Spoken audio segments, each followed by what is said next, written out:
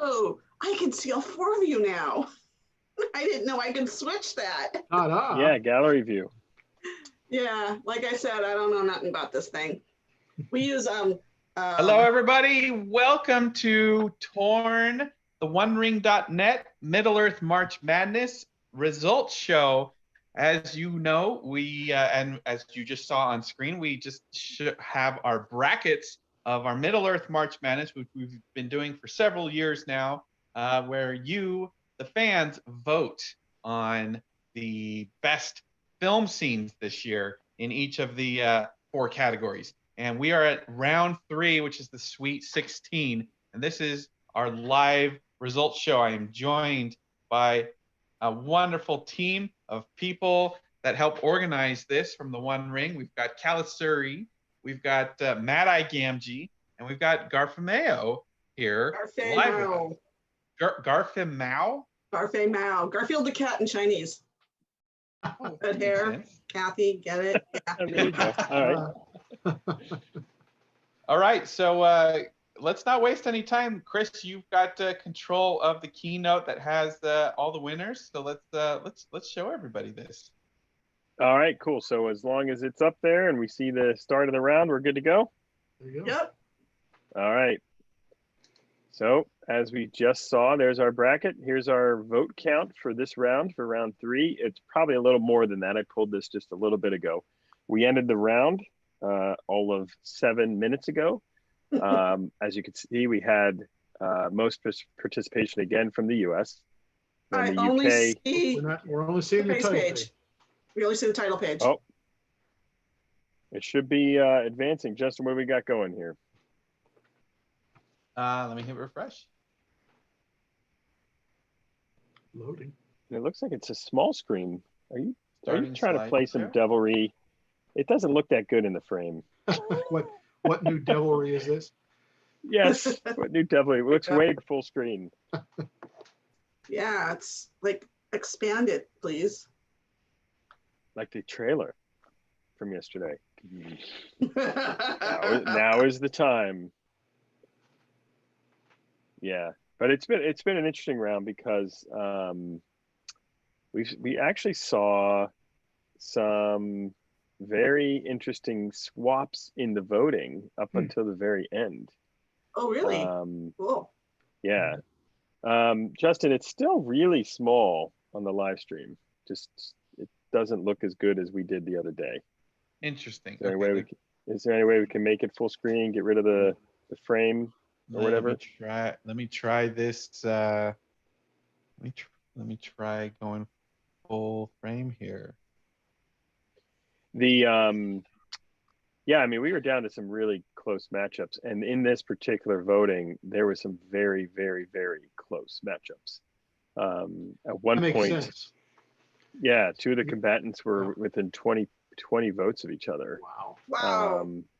Yeah, it spread out towards the end here. It felt like it was going to be that way when you looked at them. Yeah. I think ultimately, I think the final, one of the closest was only about 80 votes separated the winner. And yeah, it was pretty darn close. Should be moving on to the Scenic Division on the presentation. I don't know if you guys see that live with me. I see the word Scenic Division. All right, good. All right. I'll just keep going, Justin, and then Yeah, if I'm you can working figure out on how it. to make it full screen. Okay, cool. So here's our bracket for the Scenic Division. We had the #1 seed Lighting the Beacons. Oh, by the way, I went out of order on the divisions this time. I saved the drama for the end. Oh, yeah. Okay. So we're starting with Scenic.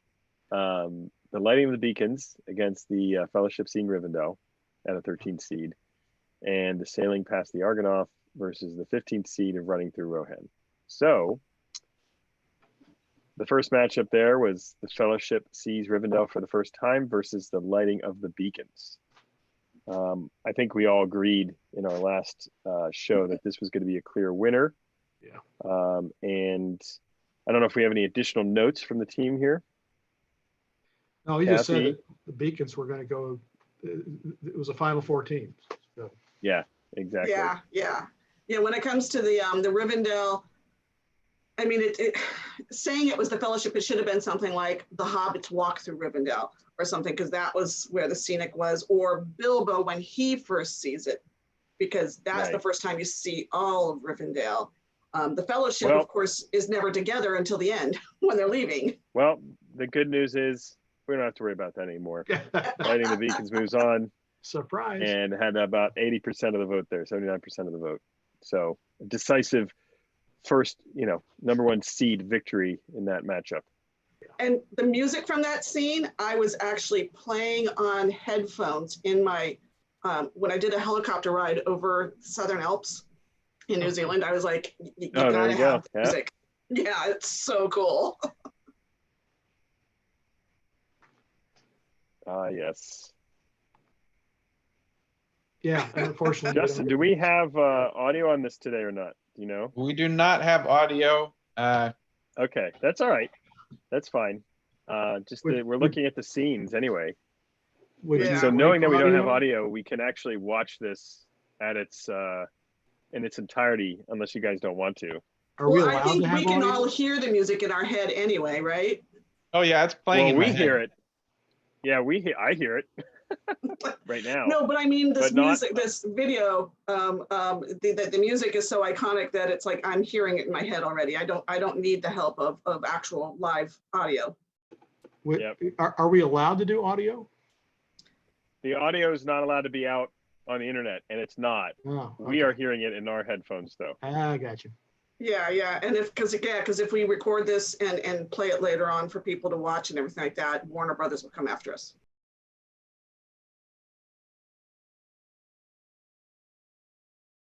Yeah. Thank you. I've got to mute the music as much as possible. Justin, there's a gray box on the screen too. I don't know what that is. Yeah, there was a gray box on mine. I don't know what that was, but yeah, this framing thing, no go for me, man. It was way cooler when he had a full screen presentation. I don't know if I guess you can't switch it at this point, huh? Isn't it full screen for you for the Zoom chat right now? No. No. You have a frame on it, and there's a square in the middle with a big black box, and it's probably whatever it is that you're sharing. Yeah, because I was playing with my camera settings and it had a square setting, or I had it off. I could turn it off. Otherwise, it was, well, you're on a Mac, so it's different, obviously. But for me, it was actually the display on my own computer that I could choose from. Okay. But let's move on to our next round while we're trying to figure out the technical difficulties. We had the 15th seed, Aragorn, Legolas, and Gimli running through Rohan, and the 6th seed, the Fellowship sailing past the Argonath. What about the predictions here, folks? My preference is the Argonath because it's awesome. I mean, if we had was it the 7 wonders of the world? If we had a 7 wonders of Middle Earth, Argonath would be one of them. Yeah. Yep. I agree with that, Jim. Running through Rohan was a surprise win because it won over Eowyn stepping out and looking across the valley at Medusel. So that was that was pretty shocking to begin with. There's a full screen. So I still think, I would like the Argonath to win. I think it's going to. All right. I don't see the scenes anymore. Let's see if it moves on here. Finally, yes, the Argonath move on. So the 15th with the 72%. Oh yay! There. Yeah, I do. It's like, in the real March Madness in basketball, when the when the team that is the 15th or 16th seed makes, pulls off a big upset, the next round they usually fail, right? So yeah. that completes our Scenic Division.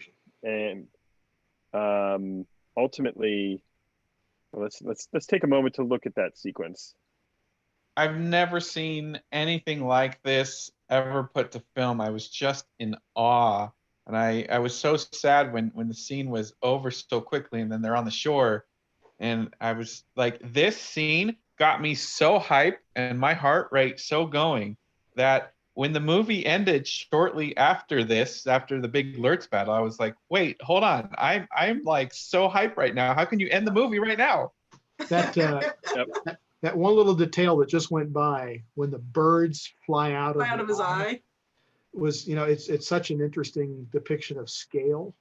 Besides the boats going by the toes. Yeah. Just really thoughtful embellishment of that whole scene. Yeah, it is. All right, so here's our Scenic Division final matchup, essentially. Yeah. We have the lighting of the beacons versus the sailing past the Argonaut. And So it's funny because you're talking about two sequences that That's better. could not be polar opposites, by the way. You have a lighting of the beacons, which is, I don't know, what was that, 2 minutes? Yeah. And then you have the sailing past the Argonaut, which is all of right on by 20 seconds. With dialogue. Yep. So what do we got? Kathy, what's your vote? On these two, oh my God, that's like throwing up babies. I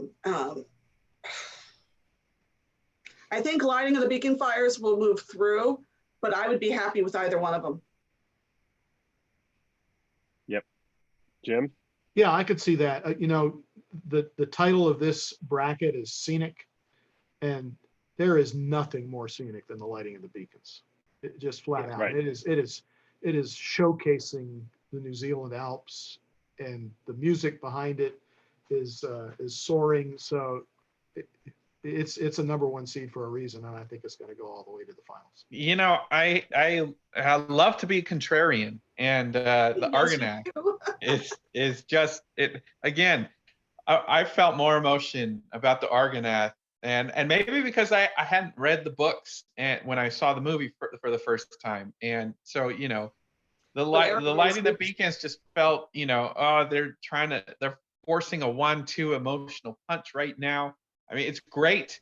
It is great, and it deserves to be in the top spot. But the Argonaut for me is like the execution was perfection. Well, and it's nice because of Aragorn's speech when he tells Frodo, "These are my ancestors," and you see them noticing, because the hobbits weren't. I mean, because they weren't really paying attention. I mean, Gandalf is gone, so they were they've been floating for a while.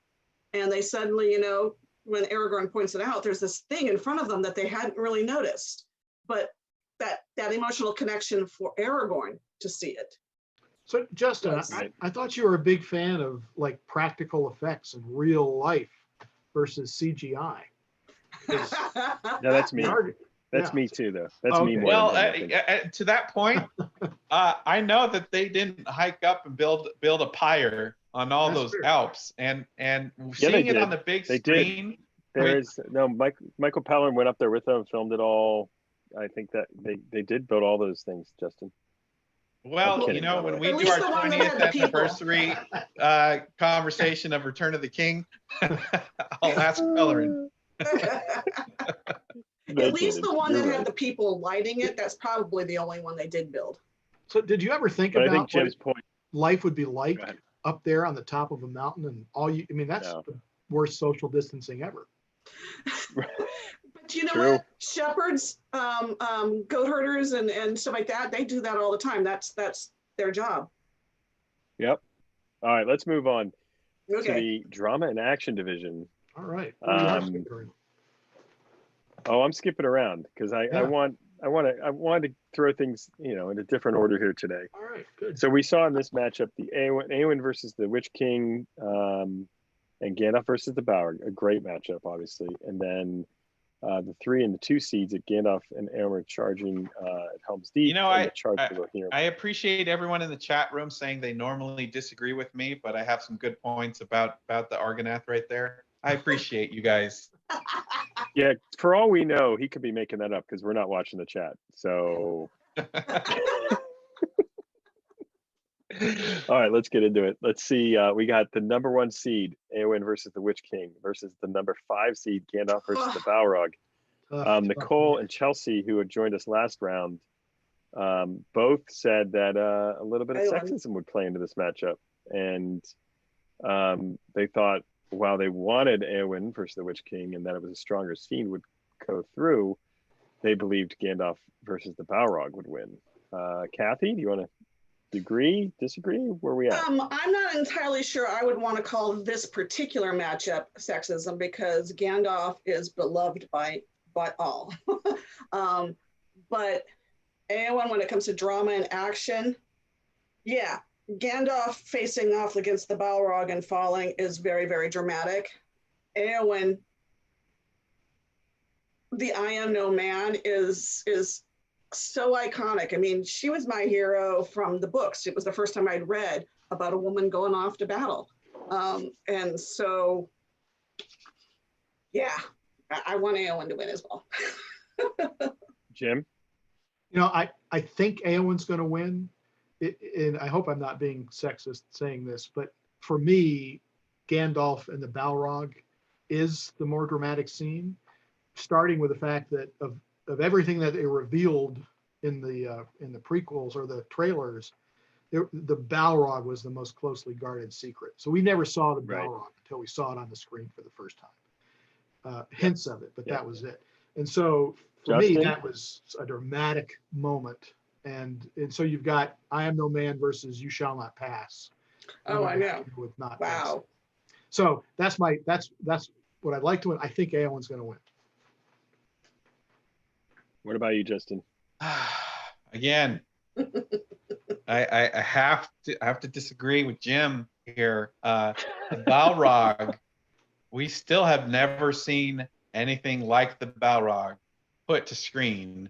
And I don't know, there's something about the Witch King fight that took me out of it, whether it was the oversized flail, it was, and the thing that really disappointed me about the Witch King fight is that when she stabs her sword in, I don't know, I feel like they could have done better visually cutting off the sword. Like it's like there's like a small fade of her sword into the helmet, and I don't know, it's the execution on the Balrog and Gandalf was just flawless, and then the fact that we got round 2 of the Balrog at the beginning of the Two Towers. I mean, yeah, I got everything I ever wanted and more. I can say that both scenes obviously earning their keep in this entire division, and both are great sequences. But for the context of it being Fellowship, it being the Balrog, like Jim was saying, we had never seen it. The execution of it, like the breathing, the fire, like it was unprecedented for its time. You have the main, I mean, Eowyn's a main character, but she's not Gandalf. You have Gandalf fighting this beast, securing the safety of the fellow, sacrificing himself. I don't think it's a tough choice. And this was one of the closer matchups. So let's see how the audience chose. Survey says. Who's ready? Anyone nervous? Yeah, ready? Because my threshold again is the meme factor, and both I Am No Man and You Shall Not Pass are some of the most quoted lines in movie history. Well, and when it comes to the Eowyn scene, the cutting off the head of the fell beast and fighting the Witch King is supposed to be one scene, and the fact that they edited it in half and had Aragorn show up with the ships and the Ghost Army come in the between sort of took some of the air out of basically Eowyn actually saving the battle. She's the one that saves the day when she kills him. We have a great question in the chat. Let me quickly go to all of you with this question. Book versus movie.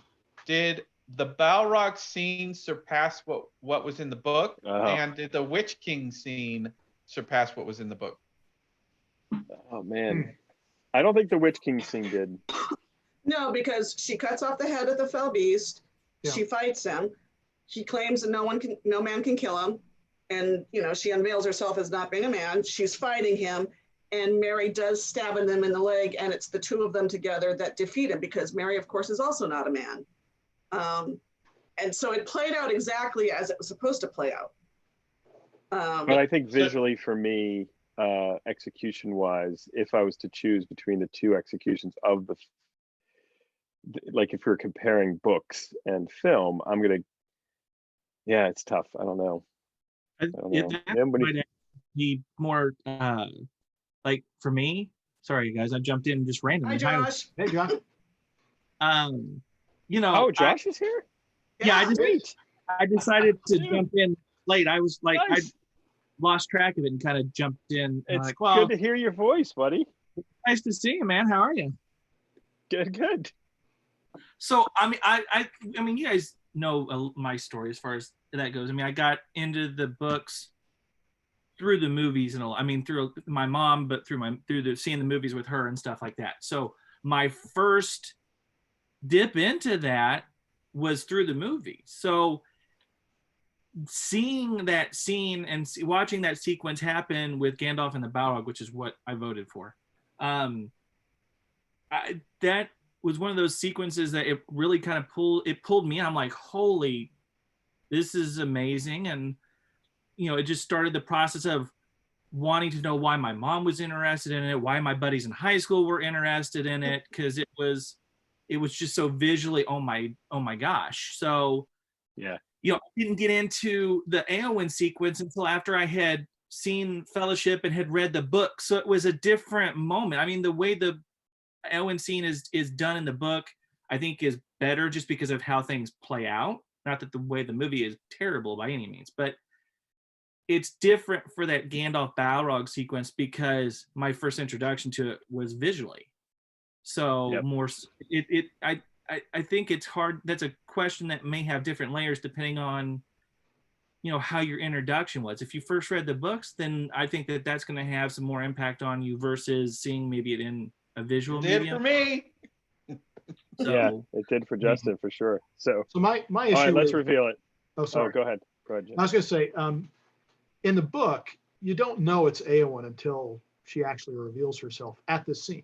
Up to that point, it's Darrenhelm. She's Darrenhelm. You're right. She's Darrenhelm, and Mary doesn't know who she is until he's listening to her. That's why he joins the fight. So for me, the book is actually a more surprising reveal.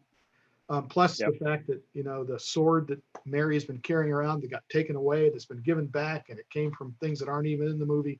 So there's a lot of texture going on in that scene that you get in the book that you can't represent in the film. Rose in the chat room reminds us that in the book, Mary didn't know it was Éowyn, which adds to the whole scene. So it was that scene's better in the book. But if this competition this year is film scenes, Balrog scene is better in the movie, just flat out. Let's go see who the winner is, Chris. All right, let's see who won. Oh, you need to put up Gandalf and the Balrog. I guess I need to do my. You need. Go back a slide, Chris. Oh, put up the slide. I can't. I don't see him at all. I only see the five of you. Hold on. That's okay. That's okay. He's getting there. The suspense. The suspense. We've extended this one out for a while. It's the drama. Stretch. Tell me when you guys see the screen again. We see I see the two slides, or the two. Okay, here we go. Here we go. All right, here it goes. It is the Balrog. Okay. Upset. Yes. But only a 53%. Wow. 53% margin there. Close. Close matchup. You know, Éowyn would have won that if that sword scene in his head was just a little bit better. No, no. Oh man! All right, let's get to the. Those of us who read the book. That scene hadn't been cut in half by arrival of Aragorn, therefore taking away her victory of actually ending the war. Look at that. Can you remember seeing this in the theater for the first time? It's just. Oh yeah.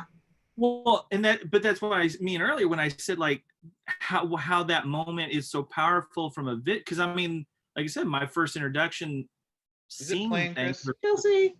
Yes, it was like, I mean, it's gripping. I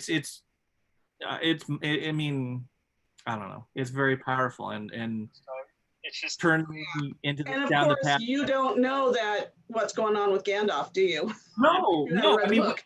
I remember when, because I mean, you say that, but you know, when the sequence happens and obviously he dies. Spoiler alert for anybody who hasn't seen the movies, Or read the books. or read the books. I mean, I was like, I mean, I walked out going, oh my God. And of course, you don't know that what's going on with Gandalf, do you? Oh, what happened to the audio? I remember I when don't know. you say that, but you know, when the Wow. Oh, I realized I should Justin. talk. All right, No, we're Justin, you're coming playing in with the fine. audio. Hi, Oh, Chelsea. what was that? Hold Oh, on. someone had the live. That's it. Chelsea must have come on with the live feed.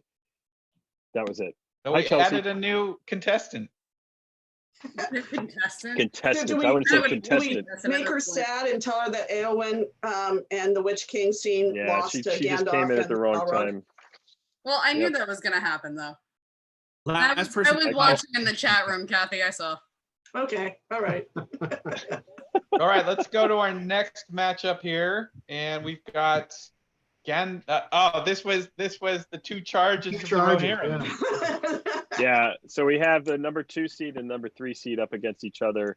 Gandalf and Eomer's Dawn charge at Helm's Deep and charge of the Rohirrim. Let's go around the panel since we now have an actual panel again. Chelsea, welcome back.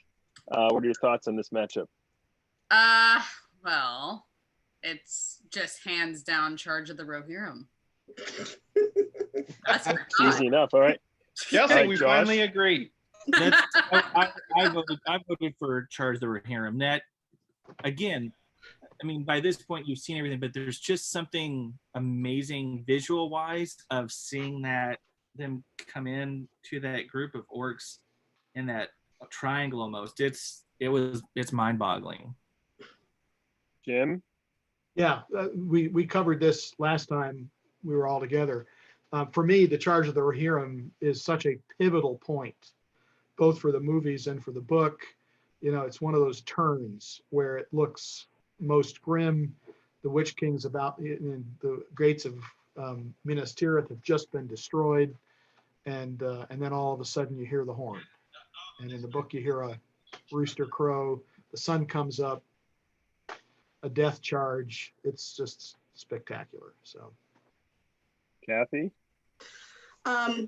What was nice about these two, I mean, I really do like Gandalf and Eomer charging. And if nothing else, when they start charging down that steep embankment, it reminds me very much of The Man from Snowy River, where you've never really seen how steep of a hill a horse can go down. And to think that they did that with an entire battalion of horses was amazing.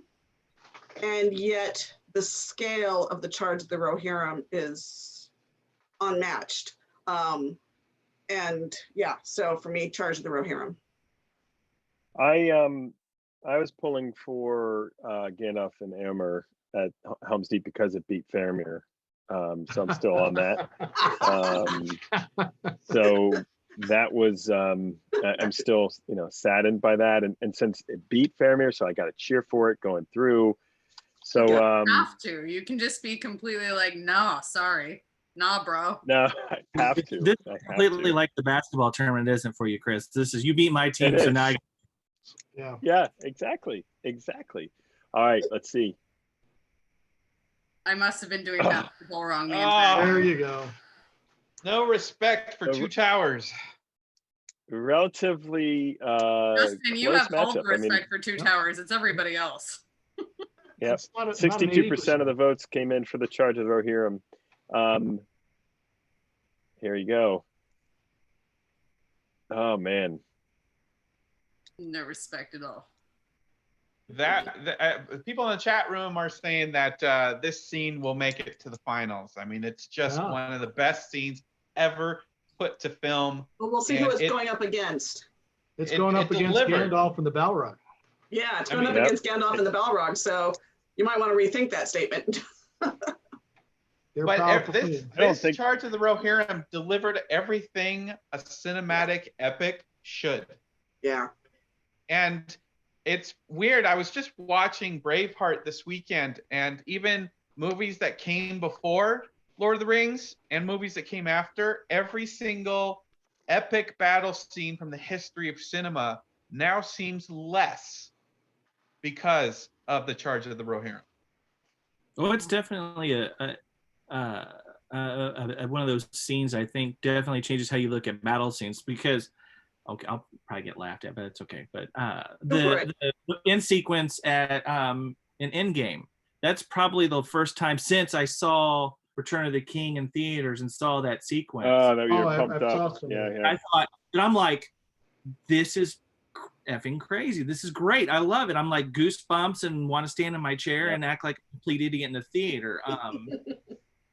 There's something that just, I mean, Lord of the Rings, I think, changed the game in a lot of ways for how movies over the last 20 years have been looked at because of just how much they were able to accomplish with those three films. I mean, it just changes. I mean, it changed to me. It changed, at least in my opinion, it changed how I look at any of these blockbuster movies that I go see and stuff. And it's just, I compare certain sequences to Lord of the Rings, whether or not they're in the same genre of film or not. Well, that's Did interesting. anyone see that viral tweet this week of the in cinema audience screaming with Yes. excitement Yeah, we during saw that. Avengers? But I saw them compare that scene to scenes in the Lord of the Rings in similar ways. You know, if Josh is right that this movie trilogy kind of has changed the landscape of cinema, particularly this kind of cinema, you could it's certainly been argued that the books did the same thing for fantasy. And absolutely. laying a different kind of a ground, setting higher expectations. And that's Jeff Allen in the chat room says the Endgame team up had nothing on the Charge. Well, I'm not saying we might have a little bit of a biased audience right now. Well, and it's not so much that it's at the moment when you get all of those people going towards each other, it's the technology. It's like the massive being able to have, you have a few actors and then you multiply it, digitally. And then because of the massive system, it allows each of those characters to sort of move independently, and they would be different every time you run the simulation, which is and more just to realistic. give a little backup on Kathy's point there, for all those new folks back then, that technology to make that scene was called massive. Like, it wasn't just massive, it was called massive. Yes. And that's and the chat room is remarking on the use of that tremendous Norwegian fiddle. He's doing so much work for the emotion of that scene. All right, let's move forward here. We got a big matchup coming up. We have the number 2, Charge of the Rohirrim versus Gandalf versus the Balrog. I'm going to get around the table here. I'm going to go in my Brady Bunch order that's on my iPad. We're going to start with Justin.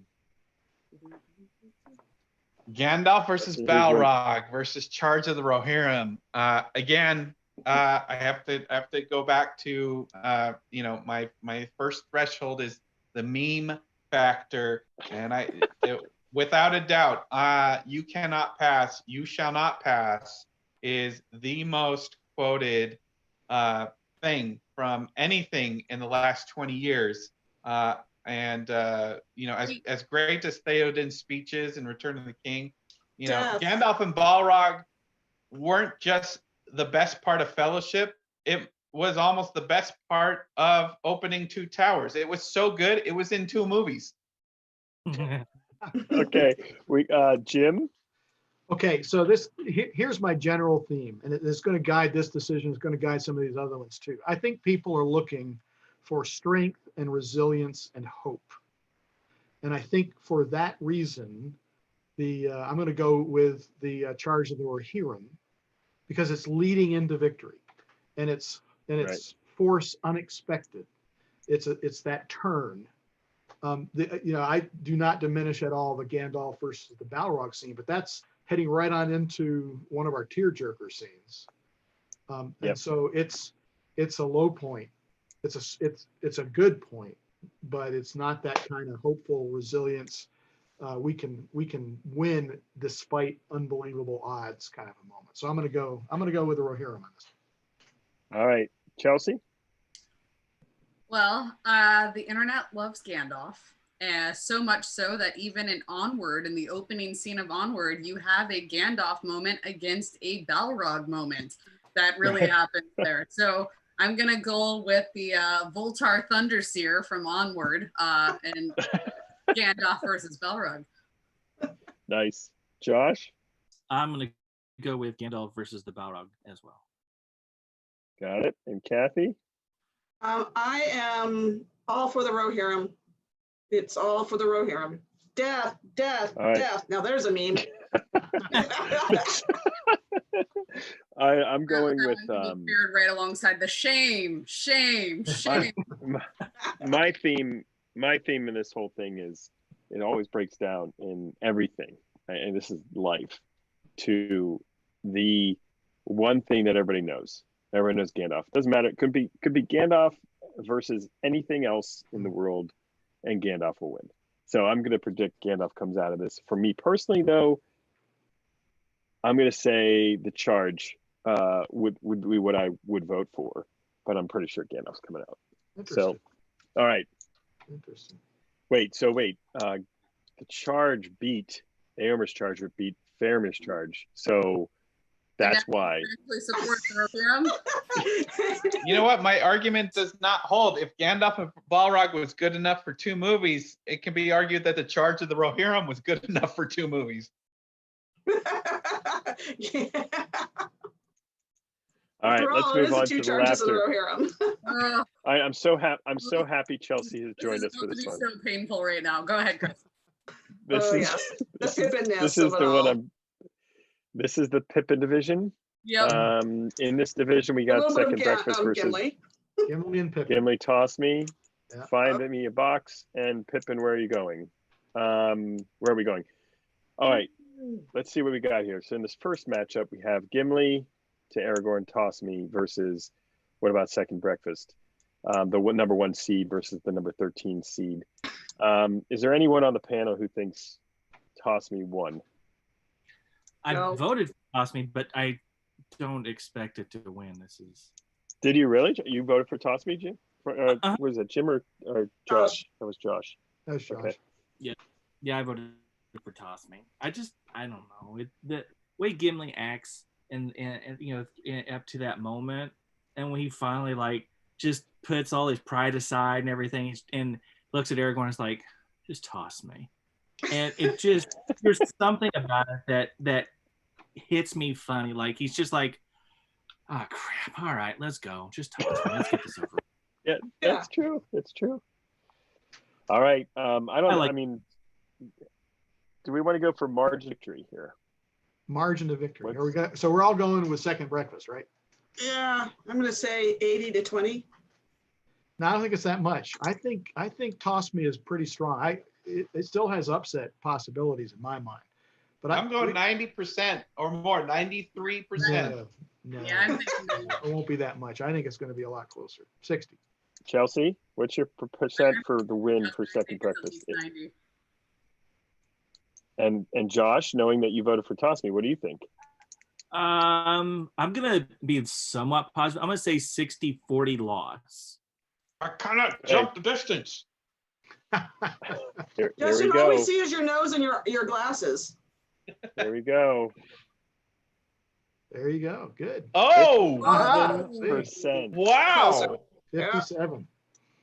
Gimli's funny. So- I mean, it's John Rhys Davies. Yep. Oh, that was a close one. Chelsea, you feeling that was a little close? That was a little. Yeah, a little scary. I'm really like, my heart is racing right now because I know it's gonna come to Pippin versus Pippin in my Yes, it will. favorite moment. And I'm like, this is horrible. Why did we do this? Hey, Justin, for a note, are the clips even playing or no for you? The clips are not playing, so I'm going to the grid view. Gotcha. When we talk about the clips. Oh, that's okay. No, I'll skip the grid. I'll skip the clips then. No problem. All right. So our next matchup, we have the 14th seed. Yeah. 14th seed. Would you like me to find you a box? Versus, great. Where are we Very going? good. The number 10 seed. What is I love it. It's a about, 10 and a 14 seed. Hilarious.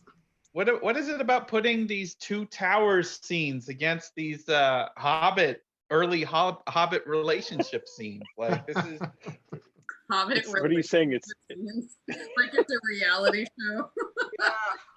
I mean both of 4,500 these people rigged this competition. matchups both of these matchups include scenes that occurred within 5 minutes of each other. all right. Really? No, not necessarily, but okay. They're in two different Let's movies. go around the room. We're going to start with Josh first this time. I voted for Legolas and Gimli. I like that moment. Anybody that knows me and my dad and has seen us at Comic-Con knows that we give each other a hard time. And So you're Legolas and Gimli. Yeah, exactly. Yeah, I'm a little bit taller than my dad, so that works out.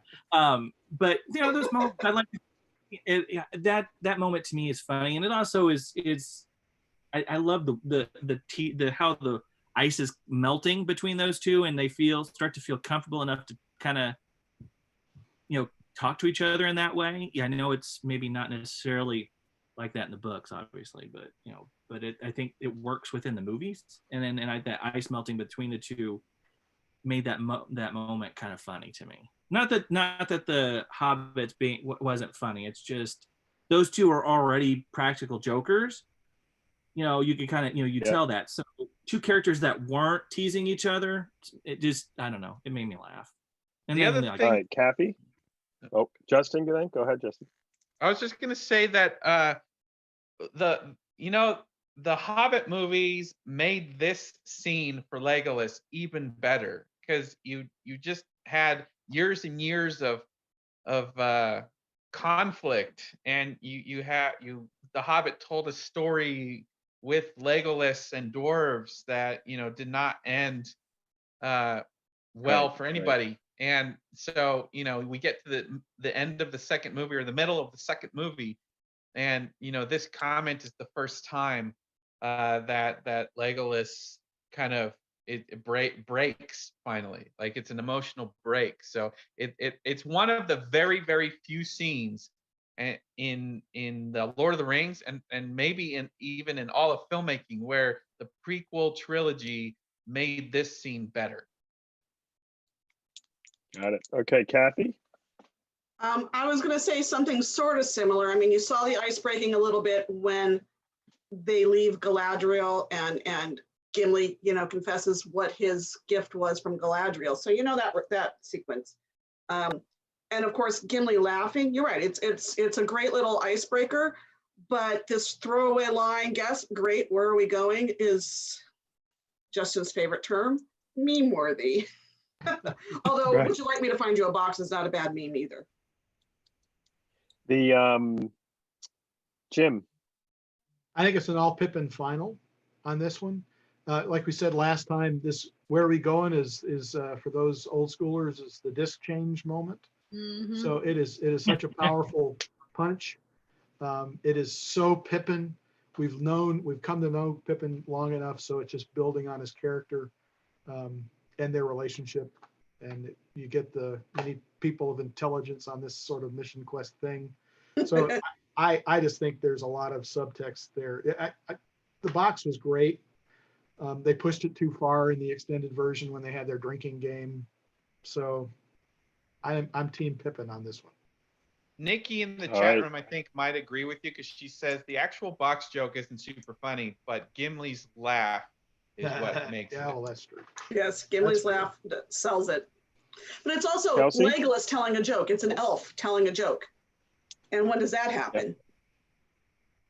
Chelsea? We all know where I'm going with all of this.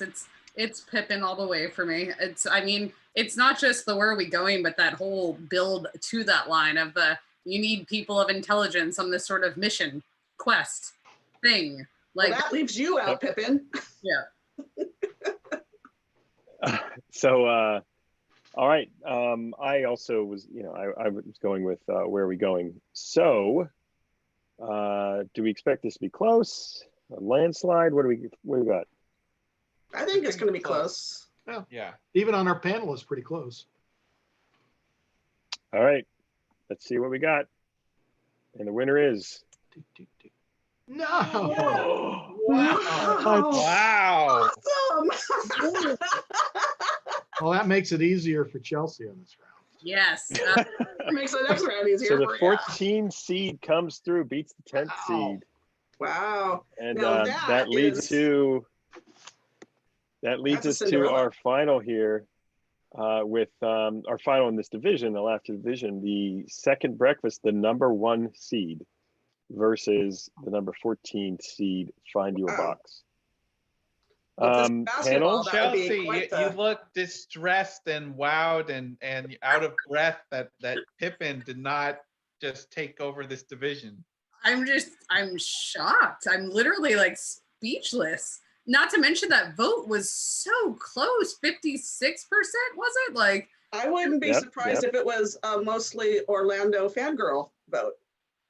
could be. I was like, it's just, I didn't see that coming. It makes me really happy for the next round because I really didn't want to vote between Where Are We Going and Second Breakfast. But honestly, out of the two, I almost feel like Where Are We Going is, it is my favorite Pippin moment over like Second Breakfast. But Second Breakfast is the thing that's quoted on every button and t-shirt and greeting card that you see. So it's meme magic. Yeah, for me, it's when he receives the apple and he starts to look up, like it's dropping from the sky or something. Which So what are we? Yeah. What are we thinking here, folks? What's going to come out? Is the number 1 seed just going to dominate, come through? I'm gonna take my Gimli and Legolas moment. So it's getting my vote again. Although I kind of expect Second Breakfast to win, just because Pippin's always kind of funny. So I think that will So you're carry the it. underdog. Maybe I'll start a campaign on Twitter and get all the Orlando fans to join for just a little bit. Hashtag Save Orlando. That's right. Hey, Legolas. Who would have thought that Orlando Bloom would come out as the chief laughter, winner? I Of this don't. whole No one. category? Here, let me just tell you from the very beginning of this, I didn't remember what that line was. I remember seeing it and putting it on this and being like, God, I don't remember. It doesn't matter. If I don't remember, it's not coming out, so I don't need to pay attention. And here it is. Whoops. In the final for the laughter division. Exactly. And what's even more funny, I mean, this is the laughter division. If Pippin doesn't come out of this division, I'm going to have to call it's a fix. Like there's a fix is in. I agree. Well, also, if I'm going to go by Chris's formula, then Counts as One was one of my top picks, and Find You a Box beat Counts as One. So I guess we also have to root for Find You a Box according to Chris's logic. So let's go around the panel. Have you guys chosen the right or the wrong winners and losers every division? Because I'm feeling strong right now. I don't. At the very it's all you, as a final four. I feel like it was done better than time in my college basketball bracket. Beacons going to that final match, and right now, Second Breakfast and Lighting the Beacon still has that shot. That's what I call it. Yeah. Now I was 14 for 16 on this. We'll see what happens, but now I'm only 3 for 4 on these first. Jim, you're going back to a comment you just made. Who would have guessed that Legolas in the 14th seed, and even a bigger picture, who would have guessed that Orlando Bloom would become the biggest actor star of all the Lord of the Rings after Lord of the Rings? I mean, he's just had a tremendous life and career. Kate Blanchett's doing pretty well, and yes, Kate is doing well. As is Carl Urban. Carl Urban got to be in Star Trek. And Andy Serkis. I think the career. Yeah, but Orlando definitely had the initial significantly, Pirates of the Caribbean and the biggest character arc from unknown to right. All right, let's go to the next Tearjerker Division. Chelsea, was this the one you wanted? Which? The Tearjerker Division. Did I want it for what? I saw a comment in the chat that you wondered if you were did you miss? Oh, no. I logged in about 4 minutes into the video and I said, did I miss anything? And somebody said that you guys had already breezed through the Scenic Division. And I went, oh, okay. I thought Yeah, because I deliberately jumped the stuff around. Like drama and action had been our last category the last few times. So I was like, oh my God, I missed everything. I was like, yeah, I moved things around for drama's sake. yeah. All right, so someone in the chat room says Orlando's getting all his money from Katy Perry now, and I have to disagree. That dude has made a lot of money off the Pirates movies, and he's making that Amazon money now with his new fantasy show. Yeah, Anyway, Carnival continue. Row is great. All right, so we had, I think we messed up the seeding. Like, there's no way these seedings were right, but we had the 16th seed, Bow to No One, against the 12th seed, Some Good in This World. And then you had Gandalf's Fall versus, and I mean, I don't know about you guys, but this was near impossible to vote. Yeah. Oh, yeah. In my opinion. Yeah. So let's get into the debate. Toughest. It becomes very All right, so here we are. like laughter, how laughter is, comedy. Everyone has, things that make them laugh and things that turn them off big time. I think when it comes to things that make you cry, there are things that touch you because of your life history that maybe doesn't mean as much to somebody else. And so that's probably why things are being unexpected in this round. All right, so here we go. This matchup was the closest of the entire round. Wow. Oh, This yeah. matchup was separated Boy. by 80 votes. At one point, it was down to 10 votes. Oh, wow. So this one was a 50-50 coin flip. Who would come out on top? For me, in my opinion. Go ahead. Yeah, go ahead, Justin. I was going to say, I've said this before. Two Towers is my favorite movie. I think that speech, "There's Some Good in This World," is not only one of the greatest soliloquies put to film, but one of the most important speeches humanity can listen to right now. And every time we have a dramatic event and we all need to come together and look for the bright side. And it is just so important of a speech. And then they extended it in the extended editions, and they made the speech longer and it got better. So that's my argument for this. Kathy? Yeah, You Bow to No One didn't have an emotional, You Bow to No One was nice to see everyone bowing to them, but it was extraneous because it's not in the books. Neither of these scenes are actually in the books, actually, if you think about it. Well, yeah, Sam's speech is in the books. It's not quite the way that Philippa and Fran wrote it, but it's there. Okay, they weren't in Osgiliath. Right, correct. Yeah, so then everyone, so They never were. for it was different. But yeah, you're right. Yeah, and Sam, this is when Sean Astin got to shine. He really got to shine in this, and even some of the cast and crew thought he was going to be nominated because of his performance. So that's my. All right, so you're choosing which one? Sam's speech. All right, Jim. Yeah, well, as Mad-Eye Gamgee, I'm going to line up with Sam. And I think Justin is exactly right. There's so much resilience and hopefulness and pain at the conditions, but yet, that there's a willingness to endure. It is a speech for our times. It's a speech for every time. The Bow to No One is fine, but for me, it does not compare.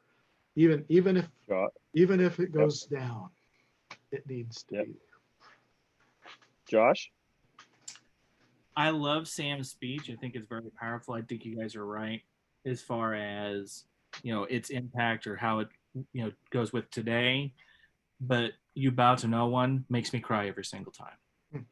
Every single time.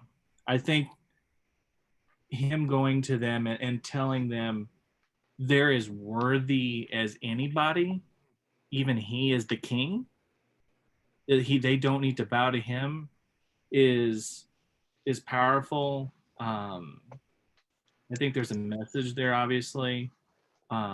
Eric Vigo's, the way he says it, the expression, And then you throw in the music. And I think that that's one of the things that I think with some of these scenes, I think you have to play the music in your head. And I admit I listen to, not nightly, but a lot more nights than not, I listen to the music when I'm in bed going to sleep. Yes, very nerdy, I know. That's But good. I meditate to the soundtrack, so I understand. you know, Yeah. that scene I does, it makes me cry every single time. I could probably talk about it right now and start crying just because the emotions of that, thinking of it, you know, like Kathy said, your own personal history. There's just parts of Return of the King that really hit me on a personal level. All right, so Chelsea. So this was really hard because I voted Bow to No One in every category, and I voted for Some Good in the World in every category before, every round, I mean. But I, instead of basing this off of which had a more tearjerker effect for me in the films, I had to base it off of the current climate of the world, and I went with Sam's speech. Yep, You know, that's what I did as well. it's weird that we're all on Sam's speech because Josh is right, and even the chat room is saying that "You Bow to No One" is the payoff to Gandalf saying even the smallest person, you know, can change the course of history. You know, It's Galadriel. or Galadriel, yeah. And you know, it's Galadriel, some person. Yeah. and no matter what, and we've all been in the theater, even on the re-releases, even in these special theatrical editions that happen, you know, every once in a while. Grown men cry at You Bow to No One, and for me personally, you know, with all I wasn't into the whole love story, and a lot of people start crying when Arwen shows up, and you know, and he sees Arwen and all this other stuff. But the one ending that can make me cry is You Bow to No One, because there is it's the payoff of everything Tolkien wanted to tell. Yep. All right. I also enjoyed You Bow to No One, obviously. I think if you just step back and look at, like, did you cry? Which one did you cry at? Right? The Tearjerker Division. It's such a, I think people cried at To Bow to No One than the speech, though the speech is perfect and relevant for our time. Let's see who won. Who's ready? Go for it. We're ready. And Do it. here it is. Don't cry. Oh, no. You Bow to No One Wow. with 51% of the vote. Just so you know, I won't be voting for it in the next round because it never made me cry. But that's okay. Interesting. Maybe you No, know, that's good. to the discussion that was happening last week with Chelsea leading. Maybe like there's some gender things going on, because every grown man I know cries at You Bow to No One.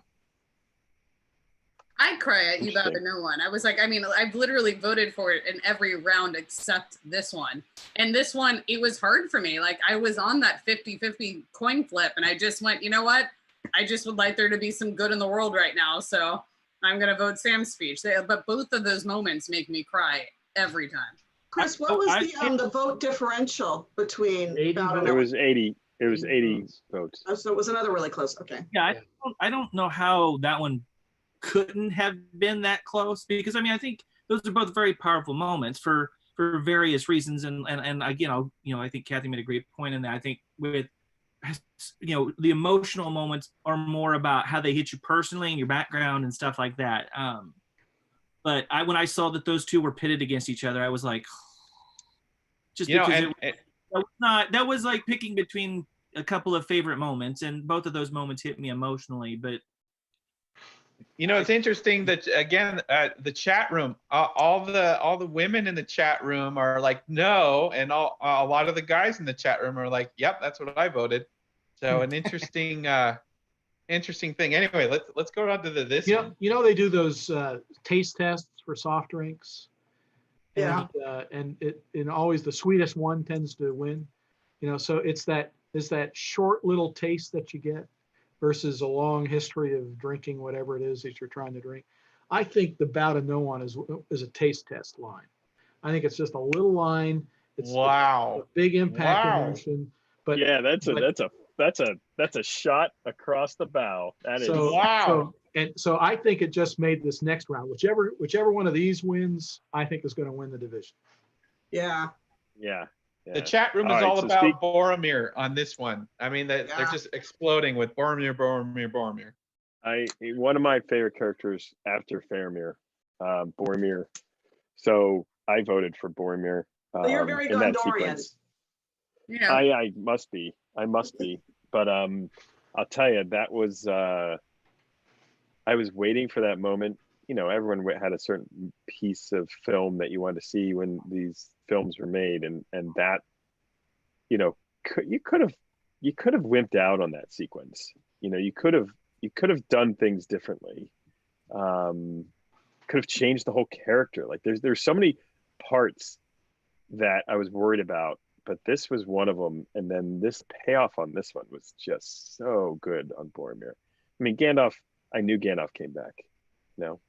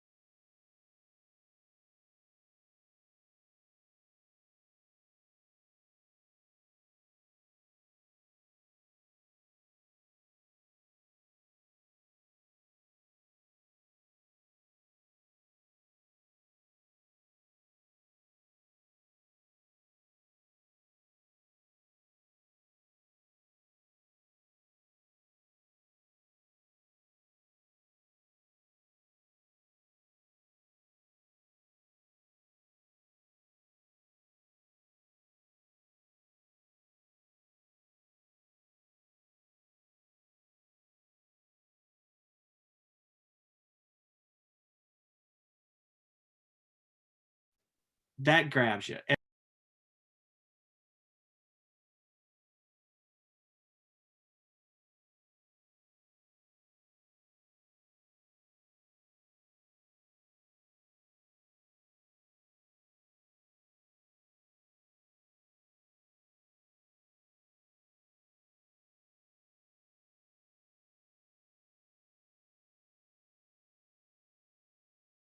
Oh, I just saw Frozen. you transition to Here.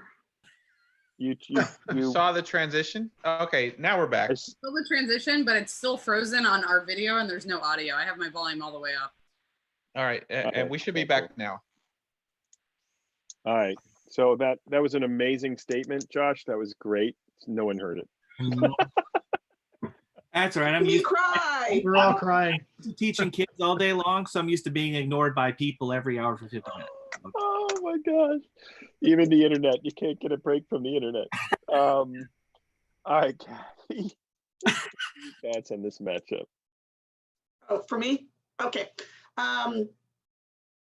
Yes, Gandalf falling and the reaction shot. What's interesting about that reaction shot is it seems to me, I mean, for everyone who's read the book, we know Gandalf survives. What? Changes form, but we know. But Peter, you can tell he was trying to sell Gandalf is gone with all the reactions. And then, of course, you get Galadriel and Celeborn's reaction. So you've got all these reactions to he has fallen. That aside, with Boromir, because again, I read the books. I grew up on Gondor. I knew that he's coming back. So the performances sell, they draw out the tears. The music is absolutely stunning. It's some of the best music in the whole trilogy. But Boromir's sacrifice and his redemption and that story, and you're right, Viggo Mortensen sells that scene. Same thing when Legolas walks up and he stops in his tracks, and you've got the bodies all around. It's just, Boromir's gone. And then of course they put him in the boat, they send him over the falls, and you're just like, that whole sequence plays out. It's like one of the sons of Gondor is gone. My brother, my captain, Jim? my king. Well, but before we go to Jim, Josh, Mhm. repeat what you said, because the chat room has become your biggest fans, and they're dripping on everything I'll that you try to- said I'll try to do tonight. the Reader's Digest version, because I know it can get long-winded. So real quickly, with not having my introduction being to the movies first, Gandalf dying was just more, like I said, it was an irritation. It made me mad because you like the character, there's everything to like about him, and he dies, and it's just like, why did you do that for? Boromir, there's this ebb and flow, there's this ride with liking and disliking.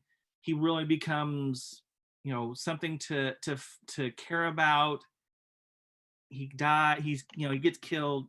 They're going through all this emotion, and like I said, Aragorn, Viggo sells it. Sells it like a boss. I mean, the way he delivers that speech, the interaction with Sean Bean, and then he's, like I said, then he stands up and he's got that tear in his eye, and it's just like, it's like a gut punch emotionally to where it's going, and like and Kathy said too, you get Legolas showing up too, and showing some emotion for being an elf, and he's not supposed to, but that sequence is about Viggo and Sean Bean, and how they're just that interaction in that sequence, how they're talking to each other, the realization that what they care about is the same thing.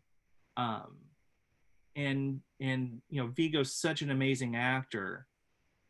He sells that. And as somebody who comes into it from the movies, and you're only given that 3 hours to get gripped, that hits you on a level where you're just like, yeah, that guy, I want to follow him. And I'm sorry, I lost a friend. Well, and that's the nice thing then also about the fact that Boromir, as he's dying, says, I would have followed you, my brother, my captain, my king. I mean, so he's the first one to actually see Aragorn as the king, being how resistant he was at the very beginning. So that character arc right there of just, the ring should have gone to Gondor in Boromir's mind, but Aragorn and the decision of the Fellowship was correct. So that's a really nice dynamic. Jim? So I'll jump in. There are a lot of scenes in these movies that get me torqued, but that's not what this show is about. These two scenes for me were actually positive and strong embellishments. If you remember in the book, after Gandalf falls, Gimli grabs Frodo and says, hey, let's do a little sightseeing. There's this lake I would like you to see, which was always weird to me. Mirror, yeah. And so in the movie treatment, especially when you match it with the music, it really is heartrending. It's designed to be a tearjerker. And I appreciate that. But so for me, it's the music. That's a huge but. But so for me, you got the music and the facial reactions to the Fellowship, but the Boromir scene is all about redemption. And that turn, that welcoming back, that honoring, despite his fall and his recovery, is captured so well and movingly. And in some ways, when I first read the book, in ways that I missed, that were strongly on display in this scene. And because of that redemption scene, for me, that's why that it gets my vote, and I hope it goes on. All right, did I miss anybody? Justin, you already say your piece on this one? Gandalf's fall is it for me, and the music is doing the heavy lifting as they run out of the caves. And I'd never heard music like that. And you know, again, that's the only music that's ever been licensed outside of Lord of the Rings for another movie property when it was in the trailer for Man of Steel. But the Gandalf falling, again, coming in, have not read the books, having a major character, arguably the first character we see in the movie, and one of the biggest stars of the time in the film, to off him, and I was just blown away. I didn't know how to feel. The music was telling me how to feel, but beyond that, I'm like, this is a movie that just did that. And then, so getting to Boromir's death, it was less impactful because the movie had already done that. And so it was just like, okay, I was like, all right, I guess all these guys in the Fellowship are going to die one at a time because that's what this movie is. So the Boromir's death does not impact me as much because, you know, he was an antagonist for most of the film. He was corrupted and he had to die to be uncorrupted by the ring. And even in death, it was for naught because the hobbits still got captured. And then we had to go into the second movie to rescue the hobbits. So his death was for naught. So for me, the most impactful death, and the one that is the tearjerker of the category for me, is the Fellowship reacting to Gandalf's fall. And it's the first time, I feel, where we see Aragorn stepping into a leadership role as a king and a leader when he says, Legolas, get them up. I mean, that was the turning point for me, more than Boromir. Yeah. So that's my opinion. All right. You guys can still hear me okay, right? Yep. Yes. Yeah. Okay. So I made the transition for this winner, an interesting one. Just so it's it's contextually relevant to this sequence and the winner. Is Gandalf gonna fall? His presentation. He loves his presentation. Here I was expecting to see water. I was expecting to see water. Close vote. Wow. No 54%. Way. Get out of here. Yeah. What I most like about this win is Justin's impassioned argument for the other one. Then I get to let Gandalf fall down the screen. Wonder you had nothing to say. You just let me fall on my words. If you could have slowed it down just a little bit more, so that way Justin would have been talking. Yeah, let's go ahead. Let's rewind that. Play that back. Yeah. Let's just get it out of the way. Play it back. We honestly just need to comfort you like a little bit. We have another scene that's made it into the next round. That's within seconds of like. Are you ready? Here. Frodo sing. No! I can hear the music in my head right now, and I want to cry. Oh yes, thank you, Apple's Keynote, for all your wonderful little transitions. For all your Gandalf. 20 points for House of Boromir. Wrong fandom. All right. Yeah, here was the scene. We'll jump by it, but I would that scene for sure. So here we go with the Tearjerker Division. We've got Boromir's death versus Bow to No One. I mean, come on. Is there? No. I don't know how we last round we all pretty much agreed Gandalf's fall was coming out of this. Yeah, because I would have thought Gandalf's fall would take Bow to No One, but Boromir's death now changes that dynamic. I'll have to re-roll the tape. I'm pretty sure I picked Boromir out of this one. But... I picked Boromir.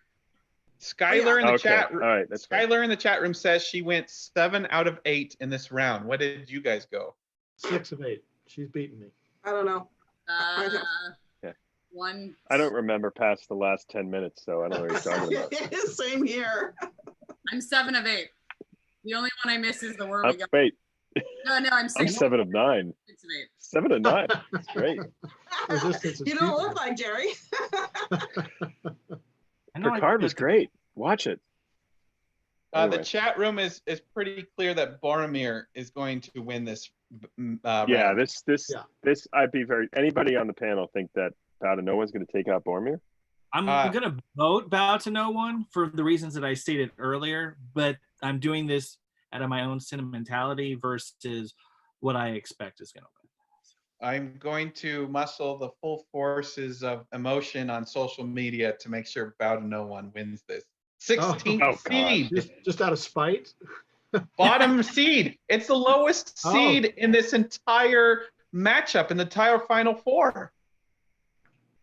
Boromir's Yeah. death is going to win. Yep. So here's our bracket for this round, folks. Elite Eight. Cool. The Elite Eight. We've got Bow to so No we One have- versus Boromir's death. Yep. We've got Lighting the Beacons versus the Argonath. We've got Second Breakfast versus Find You a Box.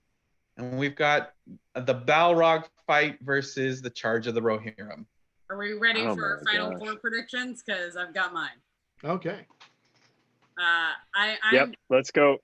I'm Go, gonna Chelsea, go go. Bow to No One, Lighting the Beacons, Second Breakfast, Charge of the Rohirrim. Although Wow. Gandalf might come out of that. I'm still. That was a hard one. Well, the only reason for putting the labels on. Maybe Gandalf. No, I'm gonna